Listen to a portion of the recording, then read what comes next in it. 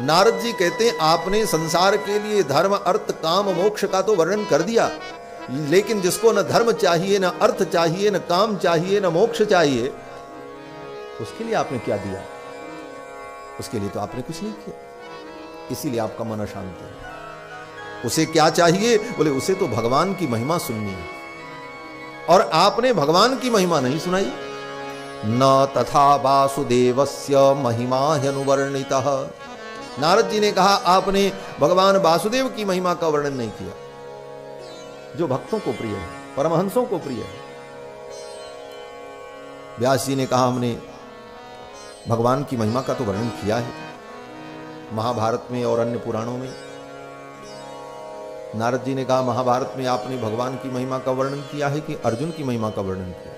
अर्जुन को आपने हीरो बना दिया और भगवान को जीरो बना दिया।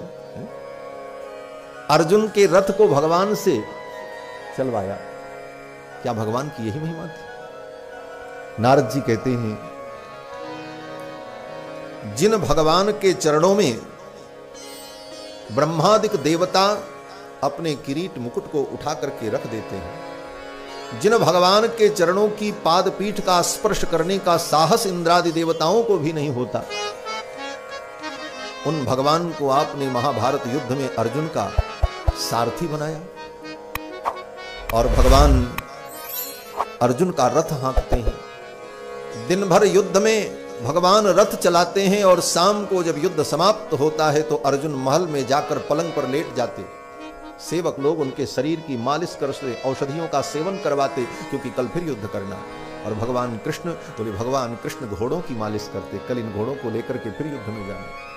रथ की सफाई करते, रथ के अंग भंग जो थे उनको ठीक करके व्यवस्थित करके कल के लिए रथ को तैयार करते।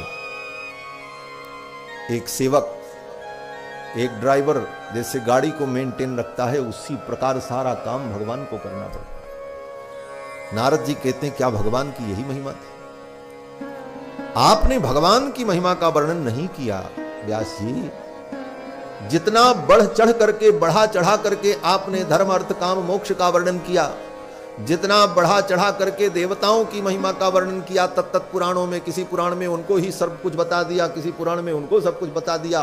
न तथा वासुदेवस्य महिमा ह्यनुवर्णितः, उस प्रकार से भगवान वासुदेव की महिमा का वर्णन आपने नहीं किया है, इसीलिए आपका हृदय अपूर्ण है। कारण ये, और व्यास जी कोई कितना बड़ा भी कवि हो जाए,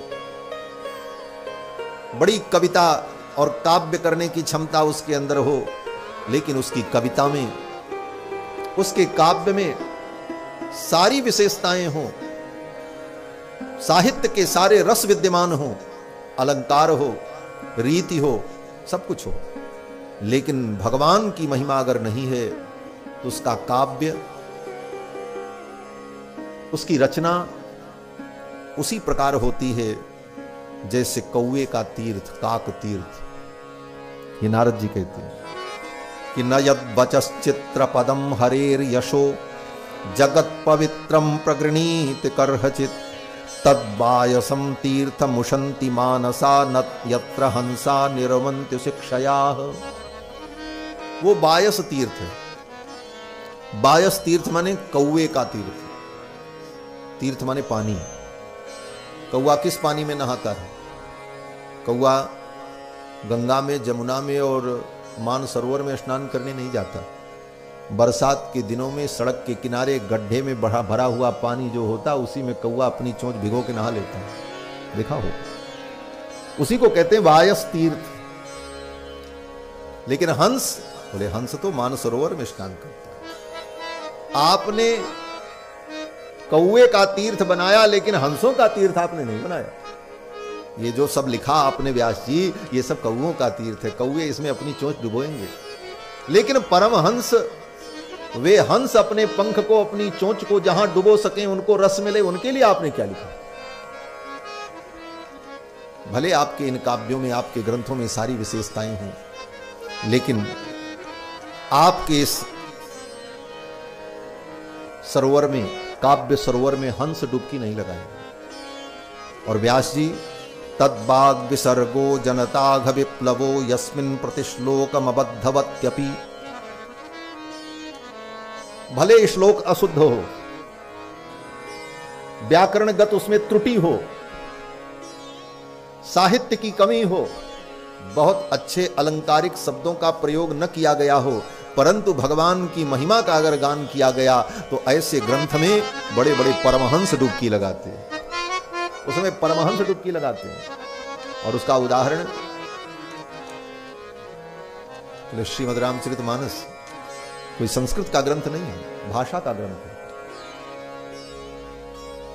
और गांव में बोले जाने वाले शब्दों का प्रयोग है, बहुत व्याकरण और काव्य के नियमों का अनुपालन भी नहीं, लेकिन बड़े बड़े विद्वान, बड़े बड़े ज्ञानी शंकराचार्य, धर्माचार्य, महापुरुष उन चौपाइयों को पढ़ करके भाव विभोर होते, और बड़े बड़े विद्वानों ने, विपश्चितों ने अपनी कोठरी में बैठकर जो बड़ी बड़ी पंक्तियां लिखी, वो पंक्तियां केवल लाइब्रेरी की शोभा बढ़ाती हैं, कोई उनको देखने भी नहीं जाता।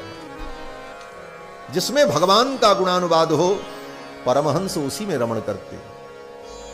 व्यास जी कहते हैं, नामान्यनंतस्य यशोंकितानि, नारद जी व्यास जी से कहते हैं कि नामान्यनंतस्य यशोंकितानि, अनंत परमात्मा का नाम और यश जिस ग्रंथ में अंकित हो, शृण्वन्ति गायन्ति गृणन्ति साधवः, संत लोग उसी को सुनते हैं, उसी को गाते हैं और उसी को ग्रहण करते हैं। शृण्वन्ति गायन्ति गृणन्ति साधवः।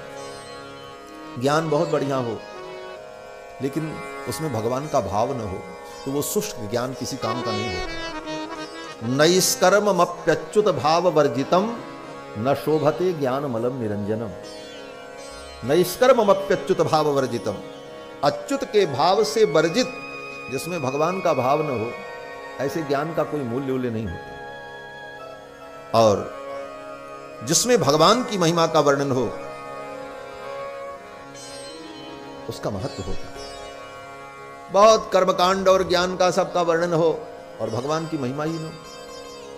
नारद जी ने तो यहां तक कहा, भगवान की तो इतनी महिमा है कि कोई व्यक्ति अपने स्वधर्म का पालन न भी कर पावे, करना चाहिए यद्यपि स्वधर्म का पालन,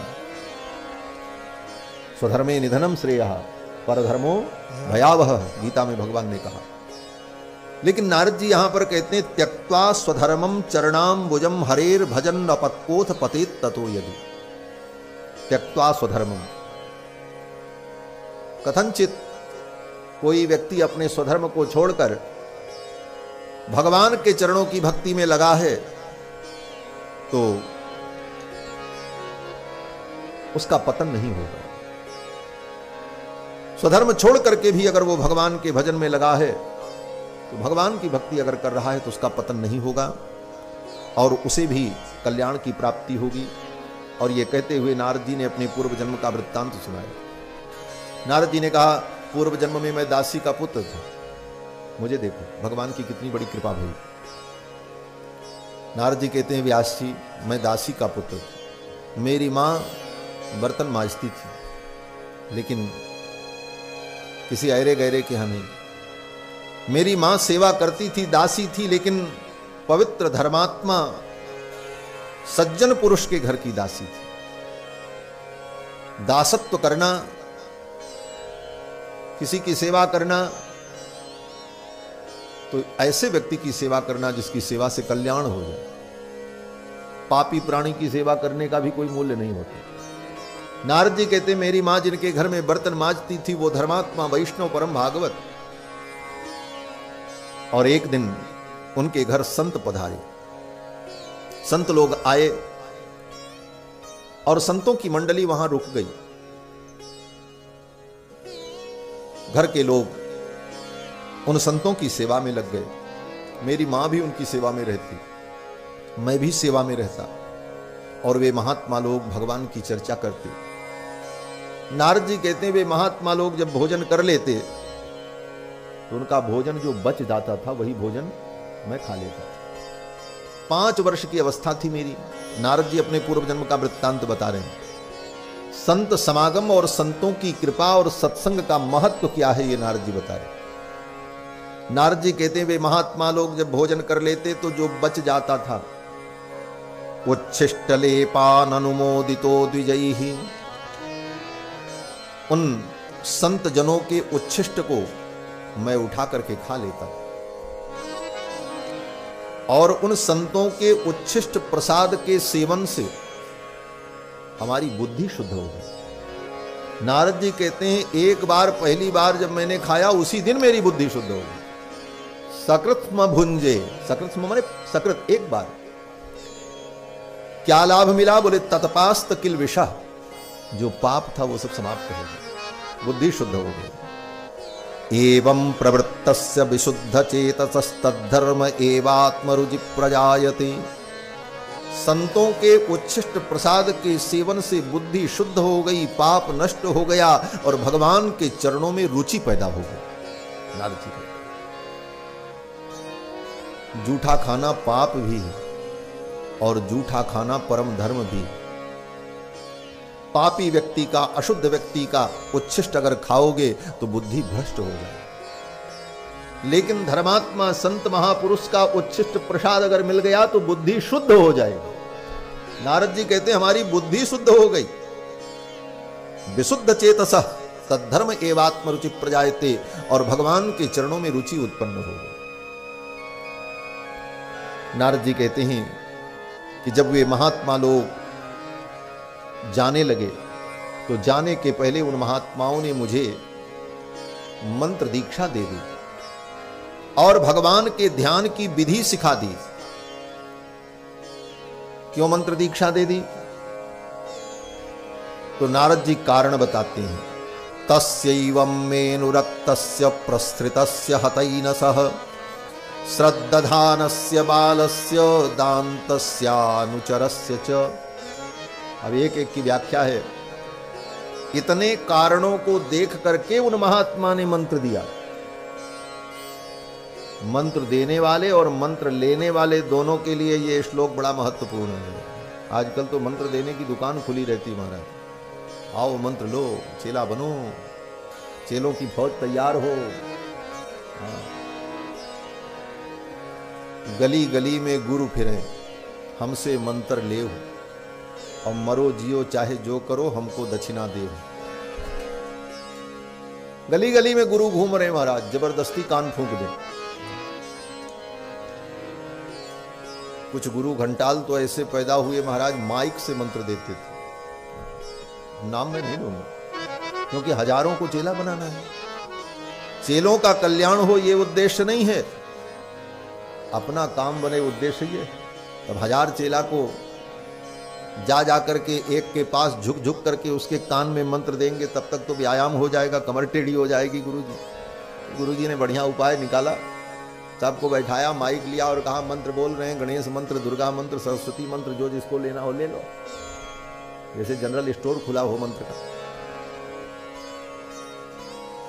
तो महाराज इस तरह से मंत्र बांटना, मंत्र देना, मंत्र के भी नियम है। अधिकारी कौन है?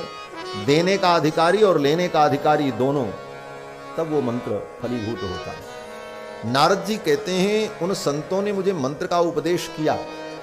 क्यों किया? बोले तस्यैवं मेनुरक्तस्य, मेरी उन संतों के चरणों में भक्ति थी, मेरी अनुरक्ति थी, इसलिए उन्होंने मंत्र दिया। एक कारण, मंत्र उसे देना चाहिए जिसकी निष्ठा हो। आप में निष्ठा हुई, आप में योग्यता है, आपके अंदर गुरुत्व है और आपके प्रति अगर निष्ठा है, तब आप मंत्र दो। तस्यैवं मेनुरक्तस्य प्रसृतस्य, मैं उनके आश्रित था। हतैनसः, और मैं पाप रहित हो गया। उनकी सेवा करके, सत्संग करके मेरा मन शुद्ध हो गया। श्रद्धानस्य, मेरे अंदर श्रद्धा थी। बालस्य, मैं बालक था। दान्तस्य, मैंने 5 वर्ष की अवस्था में अपने इंद्रियों को और भोग की प्रवृत्ति को विषयों में जाने से रोक लिया। इसी गुण का नाम है दांत, दम। नारद जी कहते दांतस्य अनुचरस्य, और मैं उनका अनुचर था, उनकी सेवा करता। इन विशेषताओं को देखकर उन महात्माओं ने मुझे मंत्रोपदेश कर दिया। श्रद्धा हो, भक्ति हो, समर्पण हो, इंद्रियों पर नियंत्रण हो, ये सारे गुण जब दिखाई पड़े तब शिष्य को मंत्रोपदेश करना चाहिए। नारद जी कहते हैं गुरुजी ने मंत्र दे दिया उन महात्माओं ने और ध्यान की विधि बता दी और मंत्र बताया, नमो भगवते तुभ्यम वासुदेवाय धीमहि, और ध्यान की विधि बता दी। बोले ऐसे ध्यान करना। अब तो मैं भगवान का ध्यान करने लगा, परमानंद आने लगा। वो महात्मा लोग तो चले गए, चातुर्मास से पूरा हुआ, महात्मा लोग गए। 5 वर्ष की अवस्था, मैं तो प्रतिदिन बैठ करके भगवान का ध्यान करता। एक दिन बड़ी विचित्र घटना हुई। सायंकाल सूर्यास्त हो चुका था, अंधेरा हो गया था। मेरी मां गाय दुहने के लिए गई। एकदा निर्गताम गेहाद दुहंती निशिगाम पथि, मेरी मां गाय दुहने के लिए गई। वर्षा ऋतु थी, कहीं से भयंकर विषधर सर्प आया और उस सर्प ने मेरी मां को काट लिया। मेरी मां की मृत्यु हो गई। नारद जी कहते मैं 5 वर्ष का था। मेरी मां की जब मृत्यु हो गई, सर्पो दशत्पदा स्पृष्टः कृपणाम कालनोदितः, सर्प के काटने से मेरी मां की जब मृत्यु हो गई, मुझे बड़ा दुख हुआ। लेकिन इसके साथ साथ मैंने इसको भगवान का अनुग्रह माना। नारद जी कहते मेरी मां मर गई, मेरे मां को सांप ने काट लिया। दुख इस बात का हुआ कि मेरी मां मुझसे प्रेम करती थी। एकमात्र मेरी मां ही इस दुनिया में थी और कोई नहीं था मेरा, वो भी चली गई। दुख इस बात का हुआ और मुझे प्रसन्नता भी हुई। प्रसन्नता क्या हुई? बोले मां मर गई, इसमें प्रसन्नता क्या है? नारद जी कहते हैं इसको भी मैंने भगवान का अनुग्रह माना, भगवान ने मेरे ऊपर अनुग्रह किया। नारद जी कहते हैं इसको भी मैंने अनुग्रह के रूप में अनुभव किया कि भगवान ने मेरे ऊपर अनुग्रह किया। अनुग्रहम मन्यमाना प्रातिष्ठम दिशमुत्तराम, क्या अनुग्रह भगवान ने किया? नारद जी कहते हैं कि मैंने इसको भगवान का अनुग्रह इस अर्थ में माना कि भगवान ने मुझे बंधन से मुक्त कर दिया। मां के सेवा की, मां के रक्षा की जिम्मेदारी मेरी थी और जब मां मर गई तो मैं सारे बंधन से मुक्त हो गया। भगवान ने तो मेरे ऊपर अनुग्रह कर दिया। एक जो बंधन था वह भी समाप्त हो गया। इसको भी मैंने भगवान का अनुग्रह माना।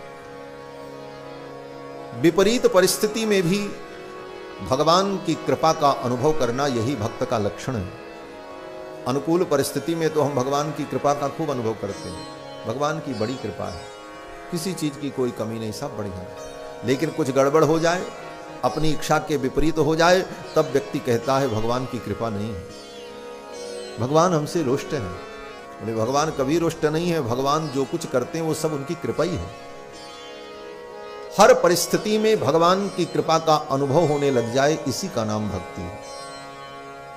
आपके जीवन में कोई बहुत बड़ी दुर्घटना हो जाए, इसके बाद भी मन को प्रसन्न रख करके भगवान को धन्यवाद दो, ठाकुर तुम्हारा अनुग्रह है। ये स्थिति पैदा हो जीवन में, ये दृढ़ता जीवन में आ जाए। नारद जी की मां मर गई और नारद जी कहते हैं अनुग्रह मन्यमान, मैंने भगवान को इसका अनुग्रह माना और उसमें भी प्रसन्न है। इसी का नाम भक्ति है। हंसो, सुख का अनुभव करो, तब भी भगवान की भक्ति, और जब रोने का समय आए उसमें भी भगवान के प्रेम का अनुभव करो, इसका नाम भक्ति है। इसीलिए भक्तों ने अपने ढंग से इसकी व्याख्या की। क्या व्याख्या की? बोले भक्ति क्या है? कहते हैं एक संग में रोने गाने को भगवान की भक्ति कहते हैं। रो और गाओ, सुख और दुख दोनों में समानता आ जाए, इसी का नाम भगवान की भक्ति है। बस जे भरे तूफानों विश्वास का दीप जलाने को, विश्वास का दीप जलाने को भगवान की भक्ति कहते हैं, भगवान की भक्ति कहते हैं। प्रभु चाह में चाह मिलाने को भगवान की भक्ति कहते हैं। प्रभु चाह में चाह मिलाने को भगवान की भक्ति आँखों से बरसते दो आंसू, आँखों से बरसते दो आंसू, आँखों से बरसते दो आंसू, आँखों से बरसते दो आंसू, और अधरों पर मुस्कान रहे, और अधरों पर मुस्कान रहे। एक संग में रोने गाने को, एक संग में रोने गाने को, भगवान की भक्ति कहते हैं। एक संग में रोने गाने को भगवान की भक्ति कहते हैं। बस जीते जी मर जाने को भगवान की भक्ति कहते हैं। बस जीते जी मर जाने को भगवान की भक्ति कहते हैं। प्रभु चाह में चाह मिलाने को भगवान की भक्ति कहते हैं। प्रभु चाह में चाह मिलाने को भगवान की भक्ति कहते हैं। जिसमें सुख दिखता मिलता नहीं, जिसमें सुख दिखता मिलता नहीं, जिसमें सुख दिखता मिलता नहीं, जिसमें सुख दिखता मिलता नहीं, जिसमें सुख दिखता मिलता नहीं, वो क्या है? ये हमारा आपका जीवन। इस जीवन में सुख दिखता तो है लेकिन मिलता नहीं। क्यों बोले? ये संसार सागर है। सागर की विशेषता क्या होती है? ये संसार सागर है, कहते हैं ना संसार सागर। यहां भी सागर है। सागर के किनारे खड़े हो जाओ तो पानी ही पानी दिखता है, और निर्मल पानी। नदी का पानी तो गंदा भी दिखता है, लेकिन समुद्र का पानी गंदा नहीं दिखता। पानी ही पानी, और इतना पानी दुनिया में न नदी में होगा न तालाब में होगा,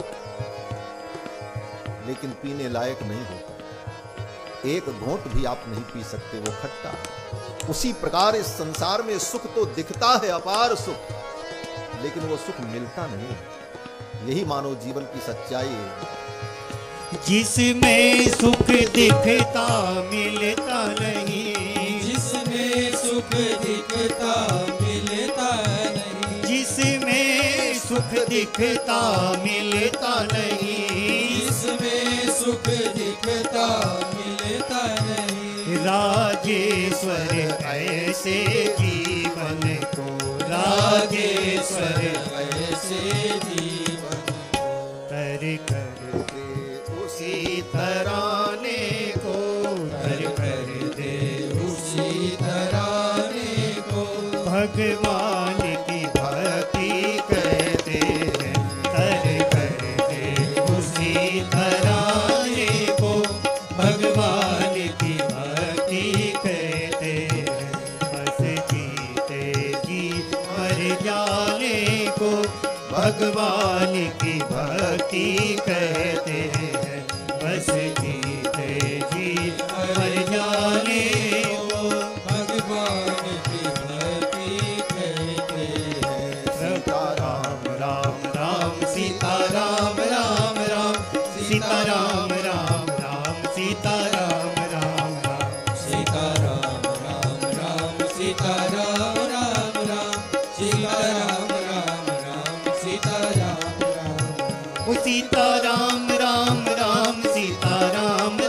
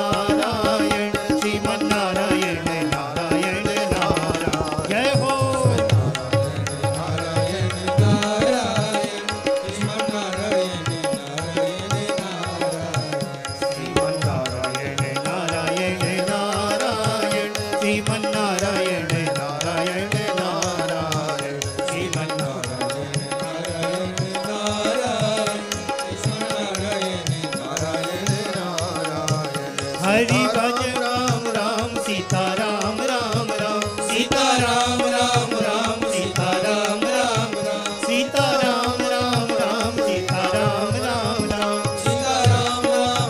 सीता राम राम राम सीता राम राम राम सीता राम राम राम सीता राम राम राम सीता राम राम राम सीता राम राम सीता राम राम राम सीता राम राम राम सीता राम राम राम सीता राम राम जय हो सीता राम राम राम सीता राम राम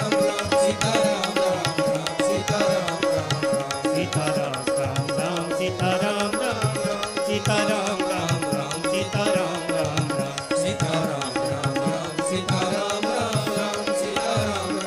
सीता राम राम राम सीता राम राम राम सीता राम राम राम सीता राम राम राम सीता राम राम राम सीता राम राम राम सीता राम राम राम सीता राम राम राम सीता राम राम राम सीता राम राम राम सीता राम राम श्री सीतारामचंद्र भगवान की जय। नारद जी ने मां की मृत्यु में भी अनुग्रह का अनुभव किया, ये भी भगवान की कृपा। और मां के मर जाने के बाद 5 वर्ष के नारद जी महाराज, ये उनके पूर्व जन्म की कथा है। नारद जी व्यास जी को बता रहे हैं कि मां के मर जाने के बाद मैं अकेले ऐसे विचरण कर रहा था, भूख प्यास से व्याकुल एक सरोवर के तट पर गया, पानी पिया और फिर एक वृक्ष के नीचे बैठ करके मैं भगवान का ध्यान करने लगा।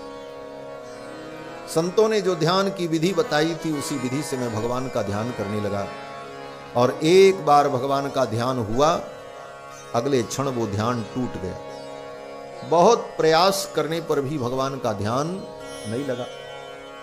तो आकाशवाणी हुई। आकाशवाणी में भगवान ने कहा कि अविपक्व कसायाणाम दुर्दर्शो हम कुयोगिनाम।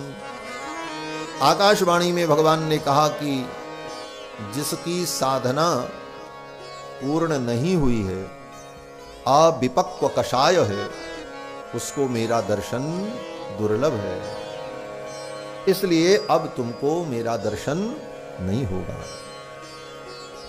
और इस जन्म में तुमको मेरा दर्शन नहीं होगा। बोले तो एक बार आपने ध्यान में दर्शन क्यों दिया? नारद जी ने प्रश्न किया। अगर हम दर्शन की योग्यता नहीं रखते हैं, मेरे अंदर आपके दर्शन की योग्यता नहीं है, अभी साधन में हम परिपक्व नहीं हो पाए, तो फिर आपने एक बार दर्शन क्यों दिया? तो आकाशवाणी में भगवान ने उत्तर दिया कि सकृत यद दर्शितम रूपम, एक बार मैंने जो अपने रूप का दर्शन कराया, एतत् कामायते नघ, मेरे स्वरूप को देखकर मेरे में तुम्हारी रुचि बढ़ जाए, इसलिए मैंने एक बार दर्शन कराया। लेकिन अब तुम्हें मेरा दर्शन इस जन्म में नहीं होगा। ये कह करके आकाशवाणी बंद हो गई। नारद जी कहते हैं, व्यास जी 5 वर्ष का मैं था, अब तो इतनी व्याकुलता हुई कि इस जन्म में भगवान का दर्शन नहीं होगा। भगवान ने कह दिया आकाशवाणी, तो अब जब इस जन्म में भगवान का दर्शन नहीं होगा तो इस जन्म का कोई मतलब नहीं है। अब तो जल्दी से ये जन्म मेरा समाप्त हो, मैं मर जाऊं, मेरा दूसरा जन्म हो जिससे भगवान के दर्शन की योग्यता मुझे प्राप्त हो। नारद जी कहते मैं व्याकुल हो गया, मरने के लिए व्याकुल हो गया, कैसे मरूं?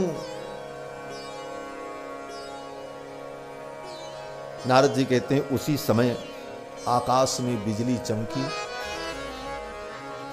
और उसी समय काल आ गया। काल प्रादुर्भूत काले तडित सौदामिनी यथा, उसी समय काल आया और मेरी मृत्यु हो गई, मैं मर गया।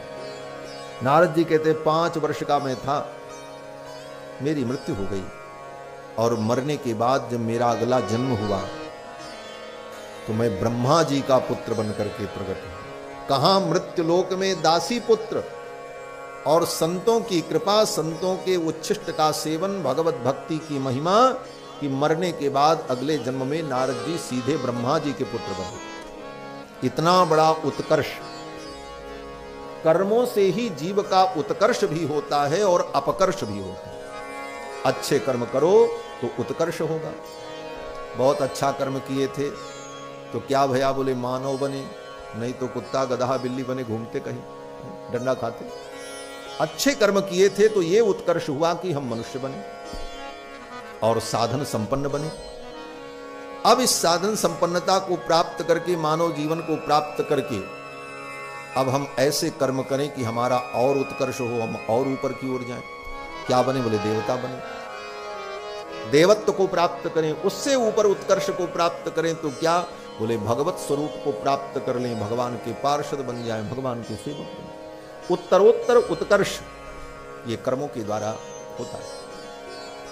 नारद जी कहते मैं तो ब्रह्मा जी का पुत्र बनकर के प्रकट हुआ और देवदत्ताम इमाम बीणाम, ये जो बीणा मैं लेकर के बजाता हूं ये भगवान ने हमको दिया और कहा लो इसी को बजा करके मेरा गुणगान करना।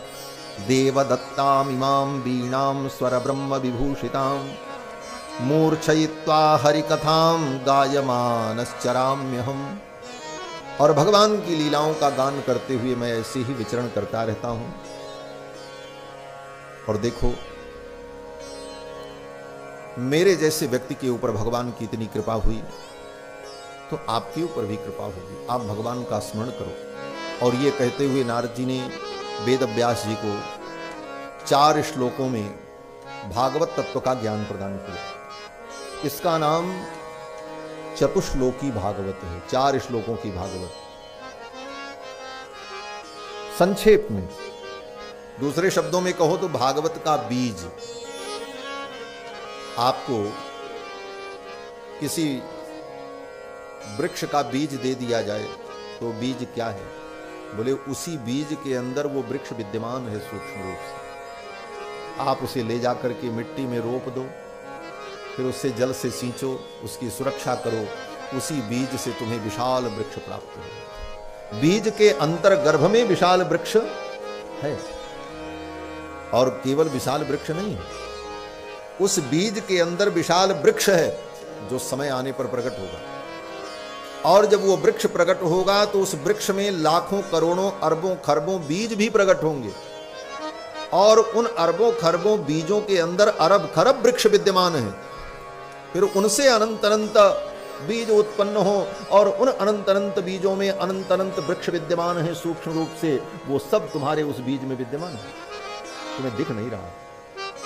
उसी प्रकार 4 श्लोकों में जो भागवत नारद जी ने व्यास जी को सुनाई, उन्हीं 4 श्लोकों में चारों वेद 6 शास्त्र समस्त उपनिषद विद्याएं सब कुछ, जैसे बीज के अंदर विशाल वृक्ष और फिर उस वृक्ष की अनंत शाखाएं, उन शाखाओं में अनंत फल, अनंत फलों में फिर अनंत बीज और फिर उन अनंत बीजों में अनंत अनंत वृक्ष, फिर उन अनंत अनंत वृक्षों के अनंत अनंत बीज, उन बीजों में अनंत अनंत वृक्ष, फिर उसका कोई अंत नहीं। उसी प्रकार इन 4 श्लोकों में भगवान की अनंत अनंत कथा, अनंत अनंत ज्ञान विज्ञान सब भरा है, उसका कोई अंत नहीं है। हरि अनंत हरि कथा अनंत, कहीं सुने बहुविध सब संत। नारद जी ने सुना दिया और नारद जी 4 श्लोक सुना करके जब विदा हो गए तब व्यास जी ने उन्हीं 4 श्लोकों का चिंतन किया और श्रीमद् भागवत महापुराण की रचना, ये वृक्ष प्रगट